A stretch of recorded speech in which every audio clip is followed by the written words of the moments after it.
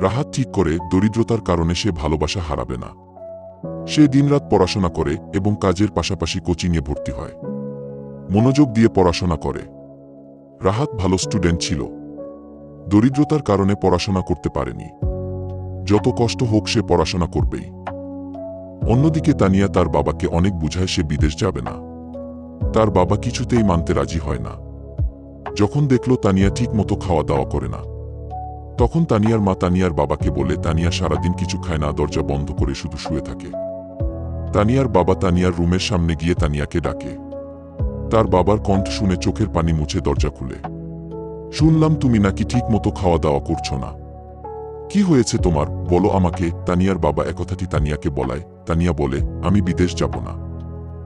তানিয়ার বাবা বলে, ঠিক আছে, তবে আমার একটা শর্ত আছে, যদি তুমি মানতে পারো তাহলে তোমার কোথাও যেতে হবে না।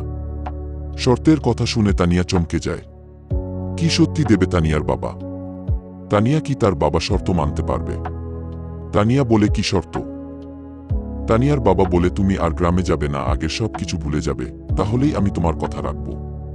তানিয়া রাজি হয়, তবে গ্রামে না গেলেও রাহাতের সাথে তার সম্পর্ক আগের মতোই আছে।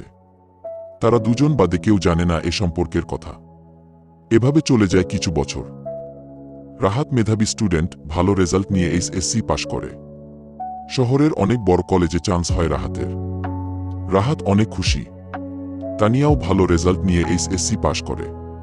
তানিয়া ভার্সিটিতে ভর্তি হয়। রাহাত মেধাবী স্টুডেন্ট, তাই তারও চান্স হয় সেই ভার্সিটিতে। তার ক্ষমতা নেই শহরে পড়াশোনা করার, সে মেধাবী হওয়ায় ভার্সিটিতে রাহাতকে অফার করা হয়। তার সকল খরচ কলেজ বহন করবে বলেই রাহাত অনেক খুশি হয় এবং ভর্তি হয় শহরের ভার্সিটিতে। রাহাত আর তানিয়ার কয়েক মাস হলো কথা হয় না। তানিয়া অনেক চেষ্টার পরেও রাহাতের সাথে যোগাযোগ করতে পারে না। আজকে তাদের কলেজের প্রথম দিন। রাহাত অনেক কনফিডেন্স নিয়ে কলেজে যায়। তানিয়াও কলেজে যায়। কলেজের ভিতর ঢুকে তানিয়ার এক বান্ধবীর সাথে দেখা হয়। তারা এক জায়গায় বসে অনেক গল্প করে। অনেক দিন পর তাদের সাথে দেখা। তানিয়া হঠাৎ করে একটি লোককে দেখে অবাক হয়ে দাঁড়িয়ে যায়। সে যেন বিশ্বাস করতে পারতেছে না, রাহাত এই কলেজে কি করে? তানিয়া এবং তার বান্ধবী রাহাতের কাছে গিয়ে রাহাতকে ডাক দিতেই রাহাত পিছনে তাকায়।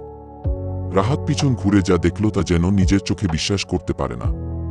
কি হবে এখন তাদের মধ্যে? তারা কি আবার এক হতে পারবে?